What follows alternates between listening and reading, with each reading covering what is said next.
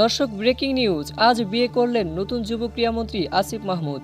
তার দীর্ঘ 3 বছর প্রেমের সম্পর্ক থাকা তরুণ সুন্দরী নাদিয়া জাহানকে বিয়ে করলেন। দর্শক, খবরের বিস্তারিত জানতে ভিডিওটি না টেনে শুরু থেকে শেষ পর্যন্ত দেখুন। আজ বেশ ধুমধামভাবে দুই পরিবারের সিদ্ধান্তে আসিফ মাহমুদ ও নাদিয়ার বিবাহ কাজটি সম্পূর্ণ হয়। দর্শক, এর জন্য নায়িকাদেরকেও হার মানায় নাদিয়া জাহানের সৌন্দর্যের কাছে। গণমাধ্যমে জানা যায় 3 বছর আসিফ মাহমুদ ও নাদিয়ার রিলেশন ছিল। আর তাই তাদের এই রিলেশন বিষয়টি পরিবারের সামনে আসলে তারা দুই পরিবার মিলে তাদের 2 হাতকে 4 করে দিলেন। দর্শক, বর্তমানে বিশাল জনপ্রিয়তা পেয়েছেন আসিফ মাহমুদ। তার কারণ 8 আগস্ট বাংলাদেশের অন্তর্বর্তী সরকারের উপদেষ্টা হিসেবে নিযুক্ত হন এবং 9 আগস্ট যুব ও ক্রীড়া মন্ত্রণালয়ের উপদেষ্টা হিসেবে দায়িত্ব পান। 2024 সালের 16 আগস্ট তিনি শ্রম ও কর্মসংস্থান মন্ত্রণালয়ের উপদেষ্টা হিসেবে দায়িত্ব পেয়েছেন। এরপর থেকে আসিফ মাহমুদের জনপ্রিয়তা আকাশচুম্বী। আর এরই মধ্যে তরুণ সুন্দরীদের মন ভেঙে নিজে পছন্দের প্রেমিকা নাদিয়া জাহানকে আজ বিয়ে করলেন।